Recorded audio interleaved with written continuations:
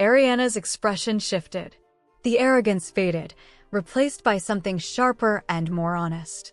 I don't know how to do this, he admitted. Do what? The part where I'm not in control, Ariana said, looking away. I can read people. I can give them what they want until they're doing exactly what I say. But you? I can't trick you. You know who I am. And these past 7 days, I couldn't stand it. I was terrified that if I gave you too much time, you'd realize you're better off without me.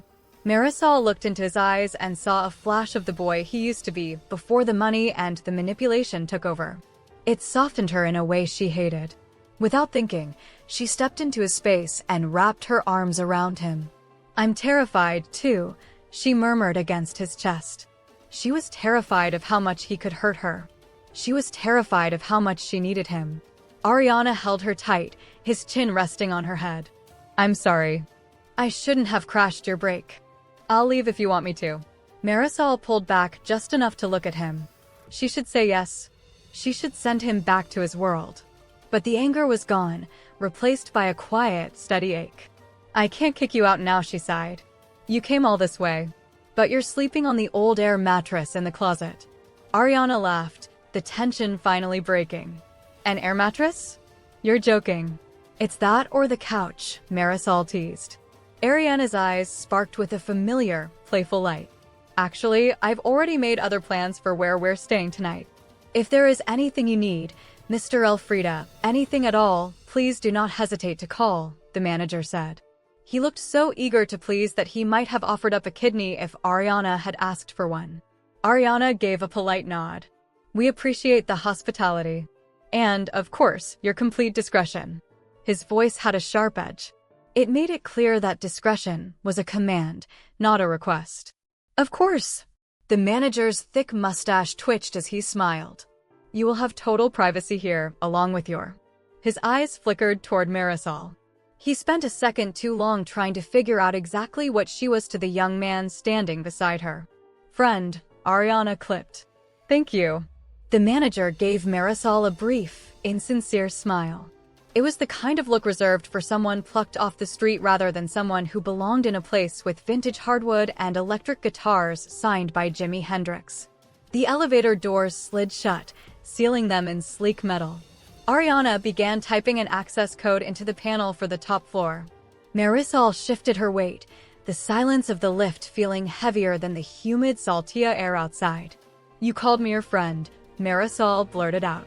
She immediately felt silly for saying it. Ariana turned to look down at her. A satisfied smirk played at the corners of his mouth. Why? Does that bother you, sweetheart? Marisol rolled her eyes and looked at the floor indicator. Of course not. You are the one who is usually obsessed with labels. I was just curious. Ariana's smirk widened. He clearly didn't believe her, but he answered anyway. One must be tactful. You leave room for interpretation. It only takes one photo or one person talking to a magazine to cause a problem. Then I am dealing with angry phone calls from my parents. He made a face like he had just tasted something sour. So you worry about tact here, but not at Leonara Heights? Marisol asked. Leonara Heights is different, Ariana said with a shrug. People there know better than to talk to the press. My parents do not put much stock in rumors about girlfriends or tattoos. He wrinkled his nose at the last word. You could get a tattoo, Marisol teased. That is not such a crazy rumor. I would never get a tattoo, he scoffed. The elevator dinged. The doors opened directly into a private suite. Marisol stepped out and stopped in her tracks. The room felt like a converted warehouse, with high ceilings, exposed brick, and massive glass windows. Sunlight flooded the space, reflecting off charcoal-colored fixtures. On the wall sat a Fender guitar. Marisol leaned in, her eyes widening. It was signed by Eric Clapton. A pang of longing hit her. This was the kind of place where a person could truly paint. Through the windows, she could see the water of Mobile Bay, and in the distance, the faint silhouettes of downtown skyscrapers. For a moment, she imagined it wasn't Saltillo. It could be New York. It could be Chicago. It could be somewhere she actually belonged. You will have to forgive the accommodations, Ariana said. He set their bags down on a burgundy chaise lounge. The options in this area were quite limited. Marisol turned toward him. She felt a flush creeping up her neck. To him, this luxury was limited. To her, it was a dream. You should not apologize, Marisol said. She ducked into the bathroom to hide her red cheeks. For anything. Maybe ever again. She heard him laugh from the other room. Later that evening, Marisol lay across the chaise lounge with her legs draped over the side. She was focused on a sketch of the autumn leaves at Leonara Heights.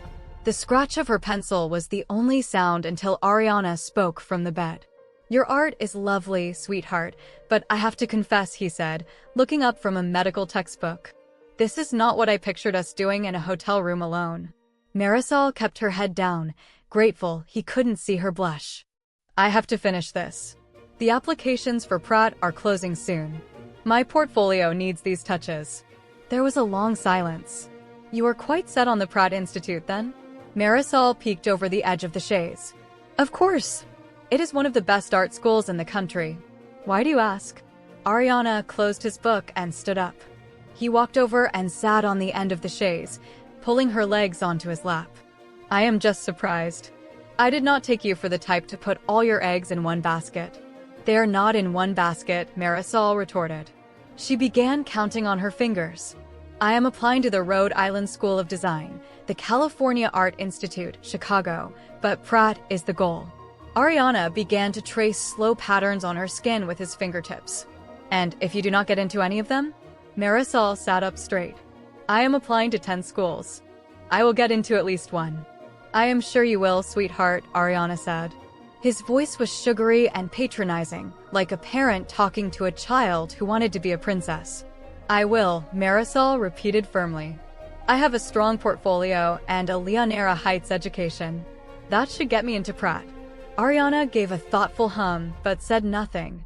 Stop that, Marisol snapped. Stop agreeing with me when I can tell you are thinking something else. Just say it. Ariana sighed. You are an amazing artist, Marisol. But you did not take AP Art this year. Your grades have been less than strong. You have almost no extracurricular activities. You have spent all your time just trying to pass. I was in the woodworking club. For 3 weeks, Ariana reminded her. He massaged her lower legs. Pratt might see a student who coasted by on mediocre grades. And even with an acceptance, how will you pay for Manhattan? The tuition? The room and board? Marisol felt a seed of doubt grow in her stomach. I will get scholarships. I will get a job. 2 if I have to. And if not Pratt, then Chicago or Harvard, Ariana said. Marisol paused. Harvard? I haven't even thought about the Ivy Leagues. They have a great art school, Ariana said smoothly. A famous artist named Rory Huber is joining the faculty next year. He did that Hercules series in Athens. Marisol's heart jumped. I know who he is. His work went viral. She stopped, catching the look on Ariana's face. Wait. You are going to Harvard. You are trying to sell me on Harvard. She tried to pull her legs back, but his grip was firm. He didn't even look guilty. I just think you should consider your options, he said. I didn't think Harvard was an option for me, Marisol laughed. Their acceptance rate is tiny. My grades aren't good enough. I might as well throw the application fee into a wishing well. Ordinarily, I would agree, Ariana said. His dark eyes sparked. But that is the beauty of being with an Elfrida, sweetheart. Marisol felt the air leave the room. What are you saying? My family is very close with the president of Harvard, Ariana explained. He comes to my mother's dinner parties. I have his personal cell phone number. It would only take one phone call to make sure they look closely at your application. And to ensure you get all the financial aid you need. Marisol blinked. A phone call? That's it? Well, that and a promise of a large donation once I am on the alumni board, Ariana grinned. He will want his reward, too. The world felt like it was tilting. Marisol took a deep breath. You are offering me Harvard on a silver platter. If you want a silver platter, I can call room service, he joked. That is, it doesn't work that way, Marisol said. I have a plan. I can't just scrap it.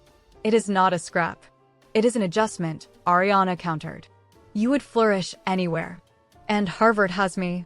He reached out, threading his fingers through her hair. Think about it. We could get an apartment off campus. We could study in the library together. On weekends, we could go into the city and I could buy you whatever you want. It sounded so simple, so perfect. But Marisol knew Ariana didn't do anything without a reason. You were talking about bribery, Marisol argued. Buying my way in. Ariana's smile grew. Your indignation is a little hypocritical, don't you think? No, I mean it as a compliment, Ariana interrupted. I admired your tenacity from the start. You told me you would be an artist and you didn't hesitate. You take what you want. Leonara Heights is proof of that. A wave of guilt hit Marisol like a physical blow.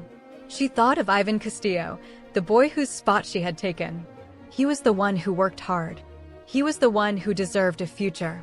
Now, he was probably sitting in a shed in her old neighborhood while she was being offered Harvard. Ariana was wrong. She wasn't tenacious. She was a thief. Sweetheart, Ariana asked, watching her face. You sound like the devil on my shoulder, Marisol muttered. I will gladly be your devil, he said. He stood up and scooped her into his arms. Marisol felt weightless as he carried her toward the large bed. He laid her down on the soft, dark sheets. As he went into the bathroom to get ready, Marisol stared at the ceiling. There was only one bed. Her heart began to hammer against her ribs. She thought about the other girls at Leonara Heights. She thought about the rumors. Was this what happened now? Ariana hadn't pushed for anything physical yet, other than a few kisses. But they were alone in a hotel room. The water in the shower stopped. A moment later, the door opened. Ariana walked out with a towel wrapped around his waist. His chest was bare, and water droplets ran down the hard lines of his stomach. His damp hair fell in dark curls over his forehead. Marisol couldn't look away. The water pressure is terrible, Ariana said. I will have to complain. It looks fine to me, Marisol said. Her voice was a whisper. Ariana noticed her staring. A smirk tugged at his lips. See something you like? Marisol took a breath and didn't look away. Maybe? Ariana stepped closer, looming over her. He placed his hands on the bed on either side of her body, caging her in. Just maybe? The tension between them was like an electric current. Marisol looked at a stray drop of water on his neck. Without thinking, she leaned forward and licked it away. Ariana froze for a split second. His eyes darkened. Marisol pulled back with a small, daring smile. Just maybe. Ariana recovered quickly, his eyes dancing with amusement. I think it is time for sleep, sweetheart. He climbed into bed and pulled her against him. Marisol rested her head on his chest. It was only then that she realized his heart was beating like a jackhammer. Will you call the president of the university tomorrow? You know, you don't have to have dinner with my mom. I'm officially releasing you from this boyfriend duty, Marisol said. She blinked against the harsh afternoon sun. Mobile was likely the only place in the country that required sunglasses in the dead of winter. Still, she felt thankful for the light cutting through the chill. The botanical garden wouldn't hit its prime until spring, but the winter gardens held their own quiet beauty. The swinging bench they had chosen was tucked away, cocooned between dusty pink camellias and cherry trees. Ariana didn't look up from his phone. He continued to scroll through restaurant options. Does she prefer French cuisine or Moroccan? I can't say she's ever had either, Marisol admitted. There's a quaint French bistro downtown, but the Moroccan place looks more private, Ariana explained. He finally turned to face her. Is your mother afraid of flying? Marisol blinked. Please tell me you aren't suggesting a restaurant we have to fly to. Ariana actually pouted. Why not?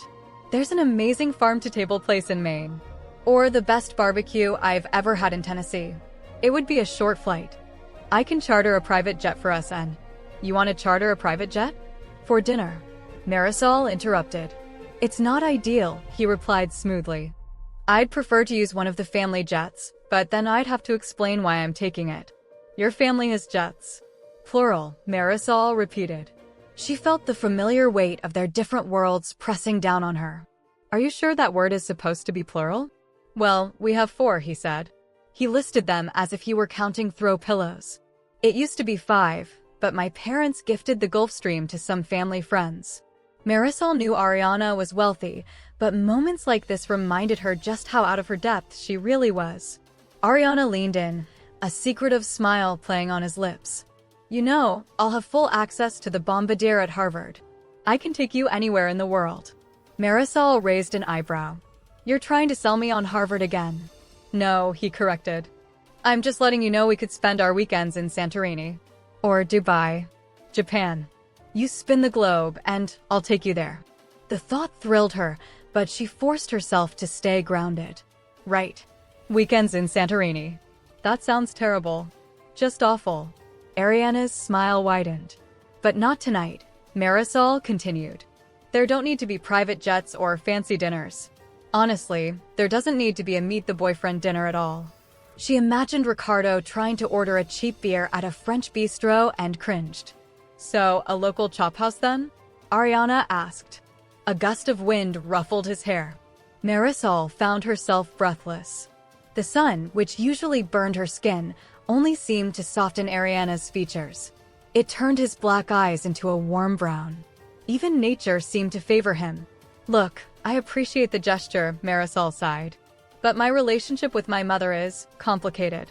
She's always one bad decision away from a crisis. All the more reason to impress her, Ariana countered.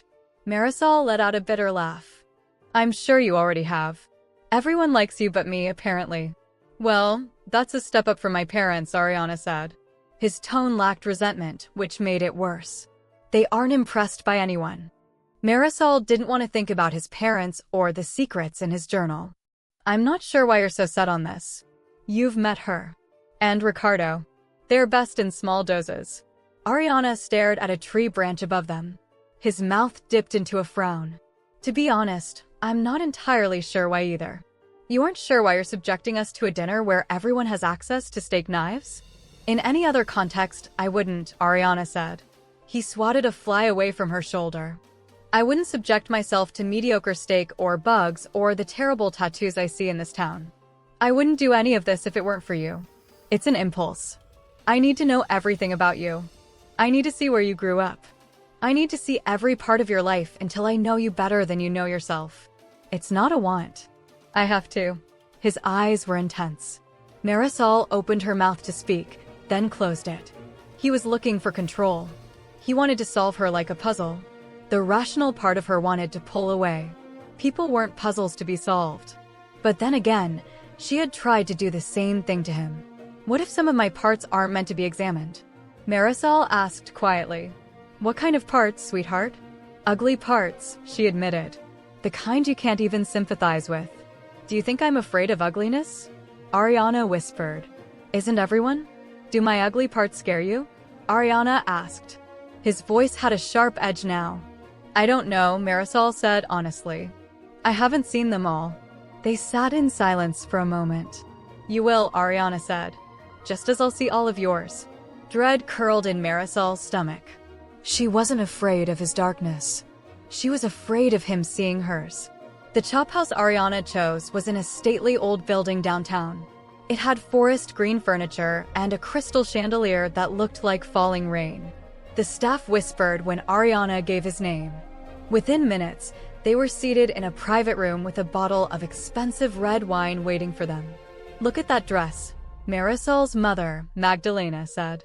She gaped from across the table. I know you didn't have that in your closet. It was a gift from Ariana, Marisol said. She didn't mention it was vintage Dior. The dress felt like armor. How sweet, Magdalena gushed. It's gorgeous. I'd asked to borrow it if I thought it would fit. I've been an extra small my whole life. Only time I wasn't was when I was pregnant with Marisol. She got her father's hips, though. We haven't traded clothes since she was 13. Marisol felt the sting of the backhanded compliment. She just smiled. You look nice tonight, Mom. Magdalena wore a tight olive green dress. Ricardo sat next to her, stuffed into an old suit jacket that looked ready to burst at the seams. You both look beautiful, Ariana intervened smoothly. He put an arm behind Marisol. I can see where Marisol gets her looks. I thought you were sisters at first. Magdalena laughed, clearly pleased. You are a charmer. But you aren't the first to say so. People used to ask where our mother was when I walked her in a stroller. Marisol bit her tongue. They had never been mistaken for twins. Thankfully, the waiter arrived to describe the specials, breaking the tension. Ariana poured wine for everyone. I'm curious, Magdalena, Ariana said. How did you two meet? Marisol took a sip of her wine. She watched her mother launch into her favorite story about meeting Ricardo on Venice Beach 5 years ago. Magdalena mentioned being there with another man whose name she couldn't recall. Raphael, Marisol interrupted. His name was Raphael. Right. Raphael, Magdalena said with a chuckle. Marisol has a better memory than me. Well, you left me with Raphael's cousin for 5 days, Marisol said sharply. Magdalena's smile turned thin. It was 2 days, honey. If that. It was 5. Magdalena ignored her and finished the story of Ricardo's pickup lines. Ricardo just grunted in agreement. He's the glue that keeps us together, Magdalena said. She reached for Ricardo's hand. Even though Marisol is traipsing off to New York soon to draw her little pictures. They aren't just little pictures, Marisol muttered. Oh, I'm just joking, honey, Magdalena said. Actually, Marisol is an amazing artist. Ariana defended her. She has true talent. Marisol felt a rush of warmth. Ariana had seen her work, even if he had to steal her sketchbook to do it. Of course she is, Magdalena said, giggling after a long sip of wine. Except for that one time. Mom, we don't need to tell that story, Marisol warned. But Magdalena was already telling Ariana about the time a neighbor commissioned 10-year-old Marisol to paint a wedding portrait. Magdalena laughed as she described how the proportions were wrong and the faces looked distorted. Marisol felt her face flush with heat. She looked at Ariana, expecting him to laugh too. He wasn't laughing. He had a polite smile on his face, but his eyes were cold as he watched Magdalena. What a charming story, Ariana said. His voice was flat. See, honey? Magdalena told Marisol. You take yourself too seriously. It's okay to lighten up. She has a right to take it seriously, Ariana said. In a few months, she'll be attending Harvard's art school. The table went silent. Magdalena blinked. What? Nothing is set in stone, Marisol said quickly, glaring at Ariana. It's as good as stone, Ariana insisted. Ricardo grunted. Hey, who kicked me? Marisol realized she had missed Ariana's leg under the table. Harvard? Magdalena repeated. Her amusement was gone. And this is for art? Yes. Magdalena processed the news. Marisol waited for the blow. Finally, Magdalena smiled. Congratulations, honey. That's great. I just hope you don't become a starving artist. People still have to buy the art. I'd buy them, Ariana said, looking directly at Marisol. I'd buy every single one. Marisol finally smiled. The rest of the meal was filled with small talk. Marisol eventually excused herself to the restroom. She needed a moment of peace. She leaned against the sink and sighed. Then the door swung open. There you are, Magdalena said. I was just checking my makeup, Marisol lied. Magdalena looked in the mirror. That lipstick is the wrong shade for you, but you should have asked me before dinner. You seem tense, Marisol. I'm fine. I bet it's the dress, Magdalena said. Playing dress up isn't always comfortable. The dress is fine. You know, I'm proud of you, Magdalena said suddenly. She grabbed Marisol's hands. You did well for yourself. Charming, rich, and handsome rarely go together. Ariana isn't a fling, Marisol snapped. He's my boyfriend. Whatever you want to call it, Magdalena shrugged. You remind me of myself. I was losing hope you had my charm, but you were just hunting for a bigger fish. Marisol pulled her hands away. I'm not conning him for money.